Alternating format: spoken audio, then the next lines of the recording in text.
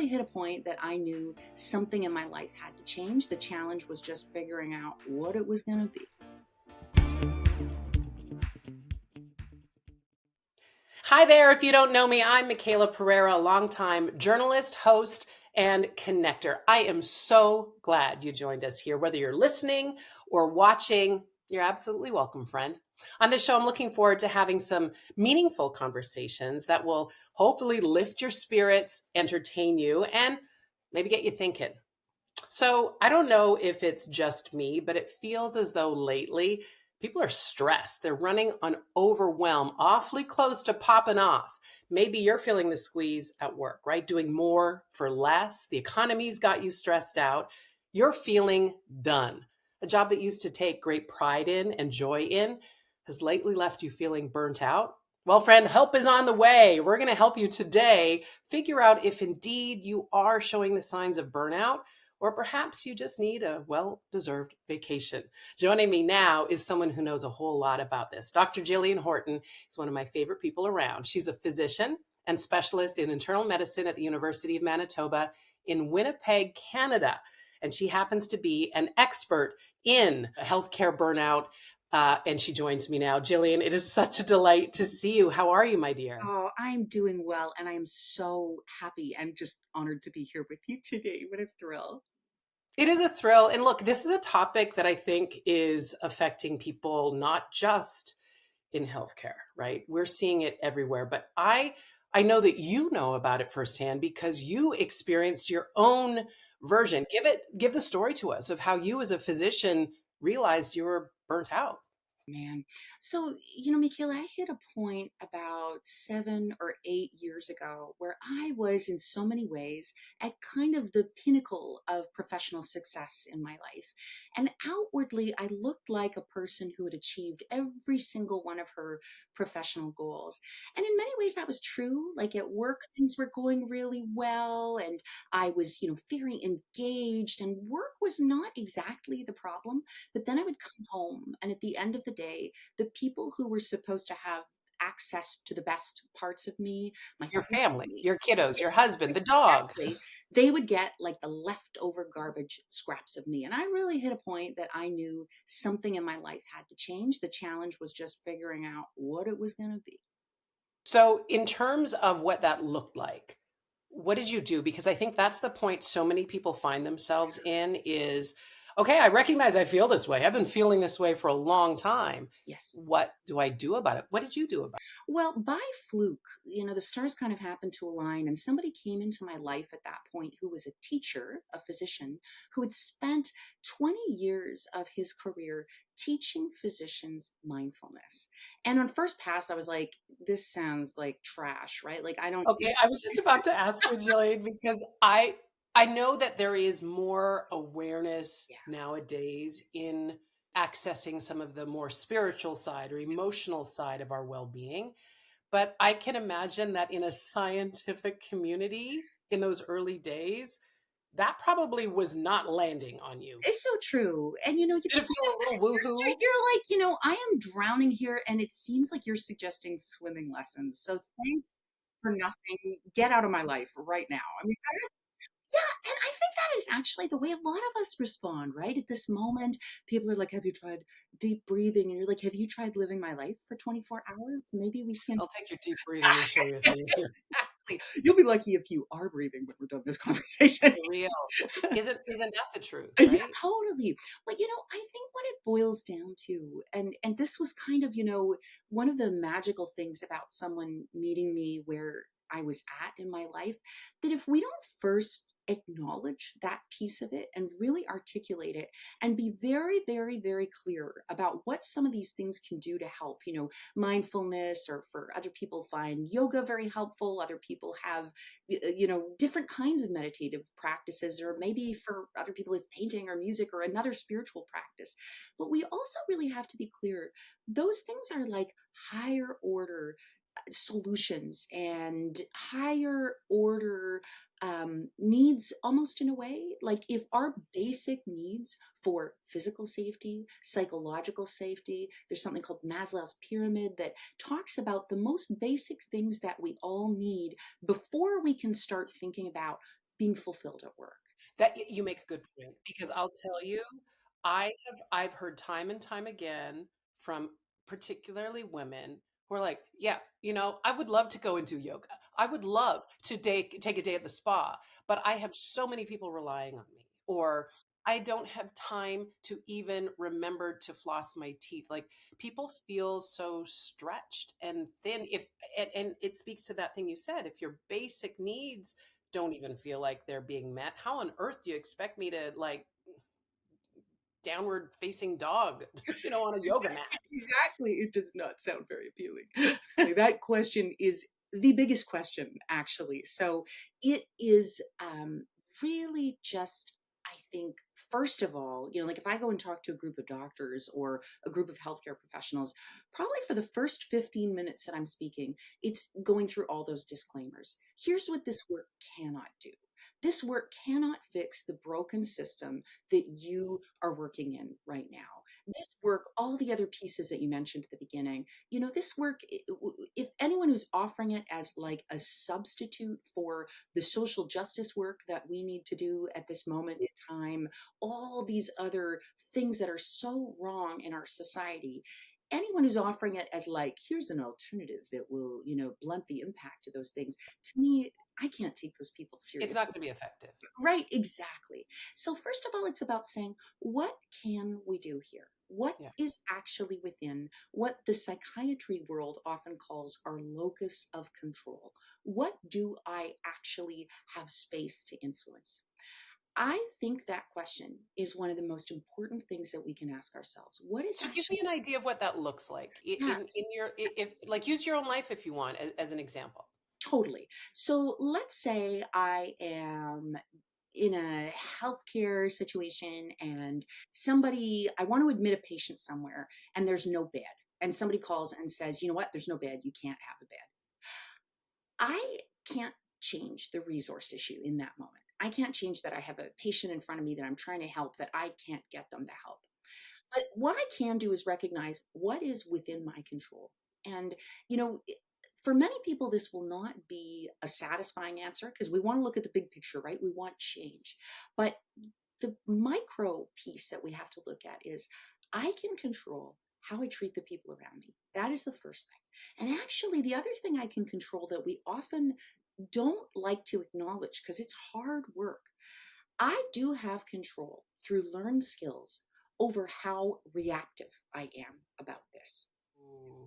And this Okay, is, you just touched on something, yeah, that reaction, because that part we absolutely can control yes, when we're in our best selves. But yeah, that's we can control how we react to a situation.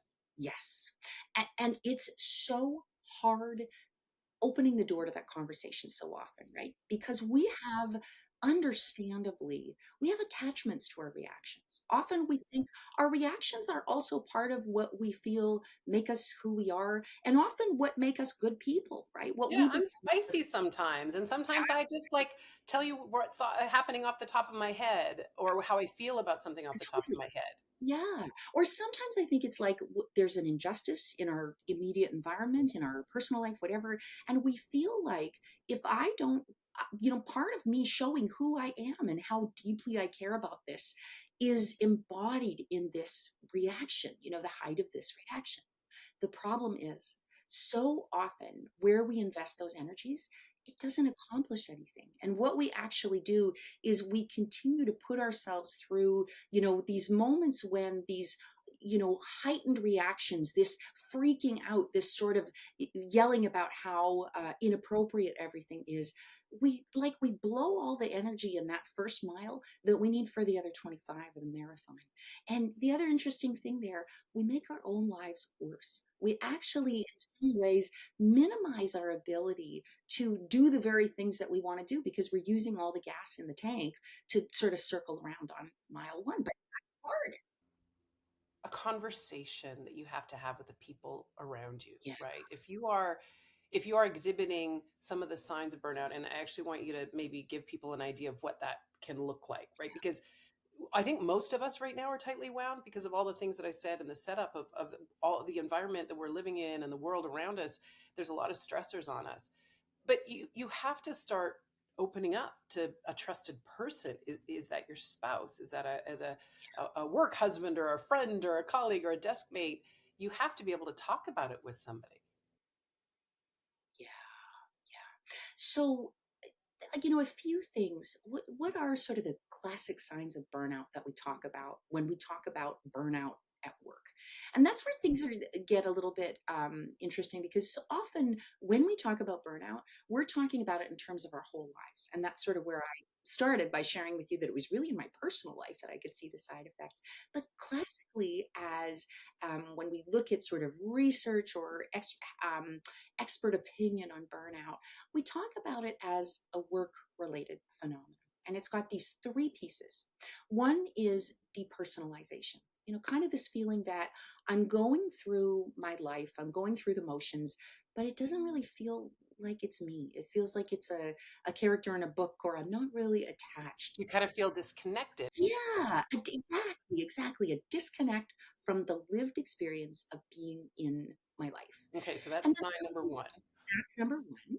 And then a couple other things. One is a low sense of personal accomplishment. So maybe for me, I'm on the ward one day, I have a clinical encounter, and a patient or their family comes up and says to me, "Thank you so much. You made all the difference." And it just kind of rolls off my back. I kind of go, "Oh, yeah, I'm not there to accept it," if that makes sense, partly because I'm depersonalized, but it just doesn't feel like I did anything meaningful. In a way, you feel despondent or helpless or not effectual. Yeah, I think Yeah. that's a great way of putting it. Okay, that's sign two. How about a third Sign sign that you can sort of say, yeah, maybe I am feeling two. burnt out?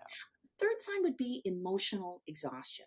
So maybe you're looking at things at work that are sometimes challenging and that you have to deal with on a regular basis, but they don't normally flatten you, right? They don't normally take 100% out of you. If we go back to that marathon metaphor, you don't feel like, you feel like you finished the 5K, not the 26. But now you're in a situation where you're like, oh, dealing with this, it kills me. Like I'm dying inside. That's not what it was like 5 years ago. So that's another sort of core experience of the three. Jillian, I'm gonna be real with you and be quite candid.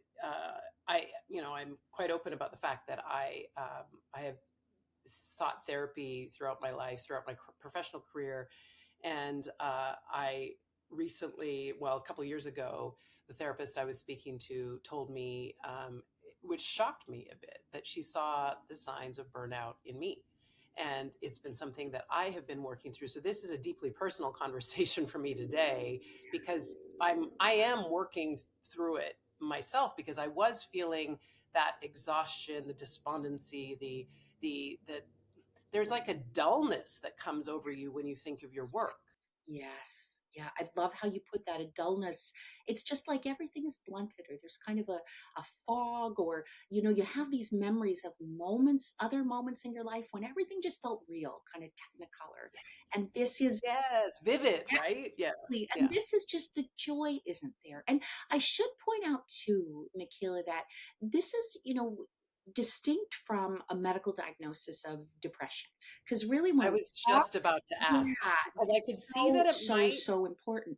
The two things can coexist for sure, and they can feed each other. But at the same time, all these things, when we're talking about them, if we're really talking about, again, the work related phenomenon of burnout, these are things that happen at work, whereas, you maybe wouldn't meet the clinical signs of depression. That sort of separate issue has to be, doesn't mean they can't coexist. But what I always sort of like to red flag for people in the medical profession is sometimes people are talking about their burnout, and it's because in medicine, for sure, where stigma is even more heightened in certain ways, people are actually really struggling with depression but just can't quite get to the point of acknowledging it. So I'm glad we touched on that, because that is really. And it's interesting because I one of the things that I'm not going to lie, I don't think I'm the only one that felt it in terms of our healthcare workers.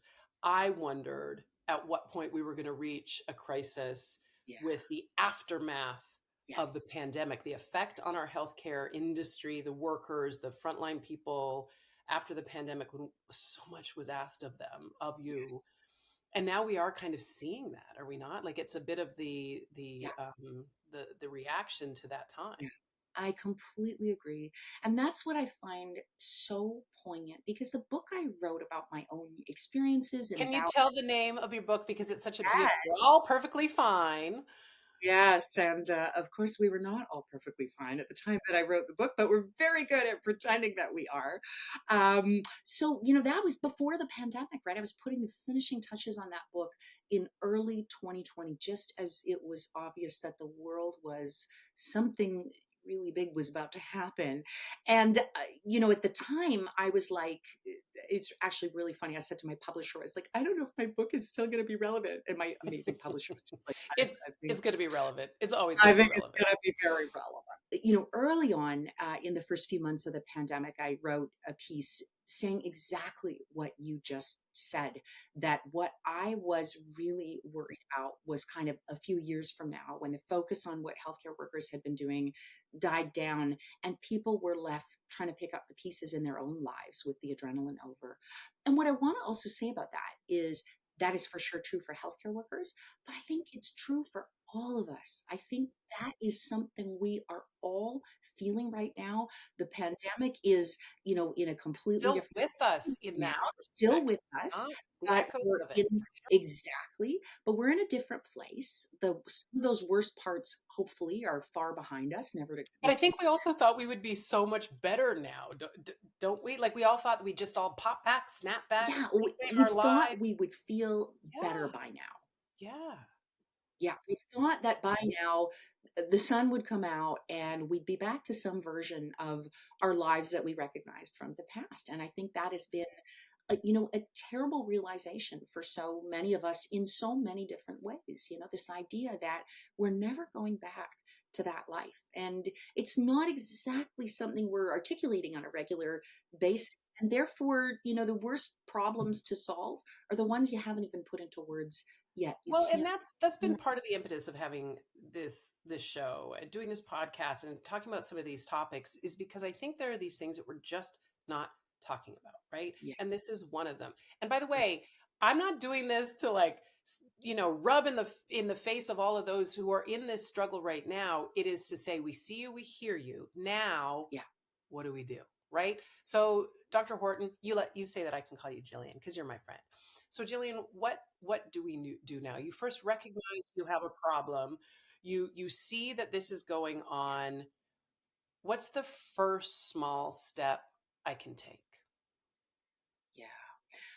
Probably the most important thing that any of us can do in our lives related to the work that I do, the work that I've learned around mindfulness, the work that I teach, is learning to sit with our reactions and our emotions in a less judgmental way. So we have this tendency, even when we think about how are things right now? How do I feel about the pandemic? How do I feel about my job? We dichotomize, we judge, we say things are awful. This is awful.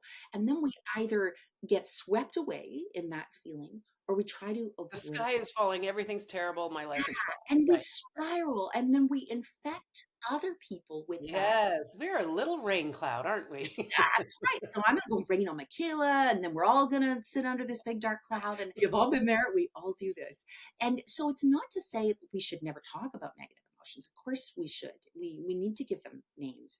But what the challenge so often is we're trying to modify, change, make things go away. And probably the most important skill, really a life altering experience for me the last several years, has been just learning to sit a little bit more closely with those things, to be less reactive to them, to say, yeah, I noticed today, just I'm feeling this. I'm feeling this. Today I'm really feeling kind of hopeless and disconnected. And I don't have to, this doesn't have to, become a chain of events that I spiral further and further down. Can I just accept that at this moment, that's the way things are? I imagine that another part of it too, and look, I'm very aware of what I'm about to say because I can see that if you're in the thick of it, it will feel like forced cheeriness. Yeah, And that can, when I've been in that place, that's the yeah, last thing I want to hear. But I will say that expressing and feeling authentic gratitude about something has yes, helped me in times like this. I say it sort of tenuously because I know that that might not land when somebody's in the thick of it, right? Yeah. I love that you brought that up because the first thing that you said, one of the reasons I think we sometimes have this aversion to gratitude, when so many of us were growing up, I think inadvertently people around us framed our lack of gratitude as something wrong with us. So you didn't want to eat food on your plate. Can't you eat that? You should be more grateful. Some people don't have food. So sometimes for some of us, the gratitude we associate with someone saying to us, you aren't grateful for this, this, this. And I think that's a barrier that many of us don't actually know that we have. So if we can get past that to move to exactly what you just said, beginning to look at how we can hack gratitude to use it in our lives, there's actually a ton of science to back this up. That gratitude allows us, we can't really feel hot and cold in one part of our body at the same time. Our brains just aren't wired like that. And I our just tried brains to, and you're also, right. It doesn't work, does it? you I know, right? Like that is really, I don't know how we would get there. Although some days in Canada, I think we try to make that possible in the same 24 hours. But since we can't do that, we can understand that. And then we can also sort of understand, actually, we really can't hold gratitude, a positive emotion, and a really negative emotion at the same time. So when we choose to focus on something positive, we're actually taking control of our attention, which gravitates towards negative things. That's an evolutionary It's part of almost our like just putting a stop in there, right? Like exactly, blocking it. Just like, exactly. hey, Exactly. Yeah.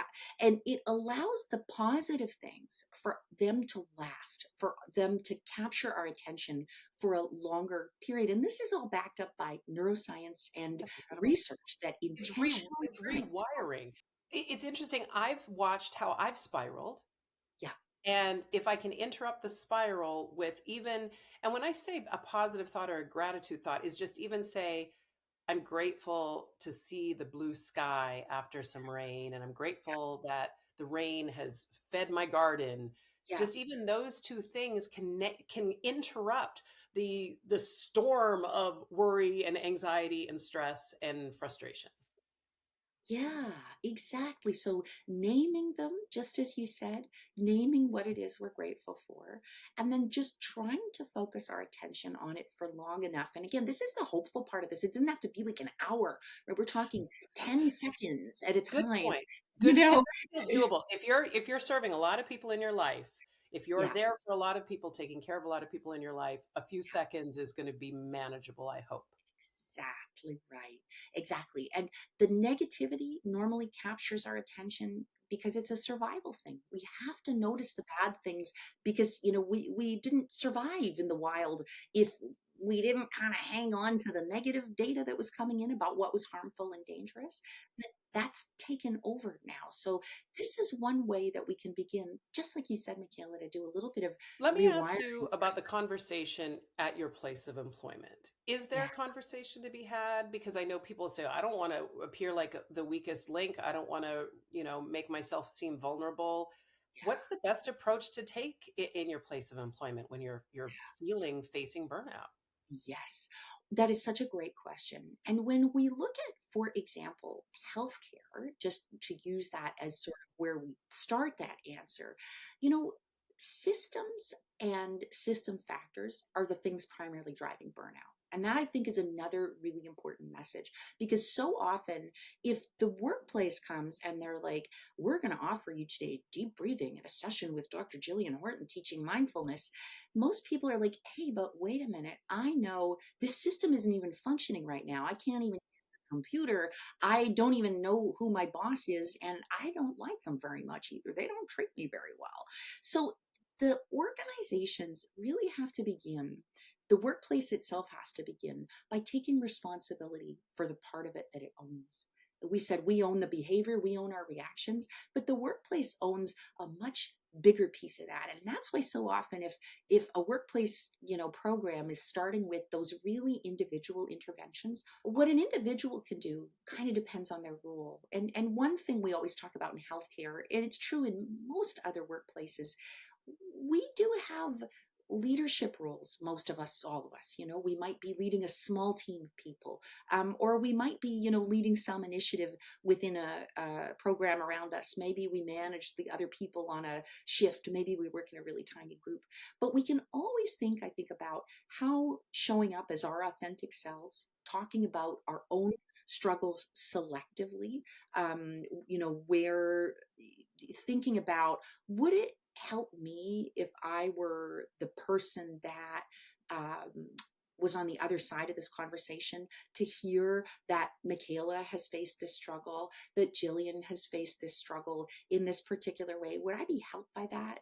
I do think that's where the kinds of authentic conversations that you bring to the world, this focus, this kind of texture of relationships, I mean, it matters. And it's a thing that when we bring it to our individual lives, whatever we do, you know, we can do something about how it feels for other people to work with us. It's not an answer to the system problems, but again, it's going back to that locus of control. What do I have control over? How can I influence it? And I think it's an amazing way that your What work do I have control over it? Look, for if you're going through it out there, friend, we hear you, we see you, and we hope that this is just maybe even the beginning stage of you figuring out how you can address the burnout in your life. I'm thrilled that I got to talk to my friend Jillian Horton because she's one of my favorite people in the world. And the other part of it I'm going to say is if you can find yourself a friend that texts you funny jokes and silly memes, as Jillian does with me. I'm in Los Angeles, she's in Winnipeg, Canada, and we have this incredible texting friendship that just cracks me up and brings me joy. Jillian, I believe that joy is an antidote to burnout, is it not? It totally is. And I also want to say, every day I have another friend with whom I exchange a gratitude list before I go to bed. Three things that I'm grateful for that day. And so often, texting with Michaela, my friend Michaela, is on that list, makes my top three. It really matters. These little things that we do, they change the texture of the day. And you have changed the texture of my life. You are so Back amazing. at you, girlfriend. Look, I am drawn to joy seekers, and you are one of them. Jillian's book is called We're All Perfectly Fine, a memoir of love, medicine, and healing. By the way, it's a national bestseller in Canada. It's won all sorts of awards. This is an incredibly sought after writer and speaker and joke teller, by the way. Jillian, it's been a delight. Thank you so much for joining us here on the podcast and on the show. And I look forward to texting with you later. And to those of you joining us from home, if you're listening or watching, it's been great to spend time with you. And we hope that this provides a little bit of light in some of the darkness that you might be experiencing in your life. And you walk away feeling just that much better. See you next time.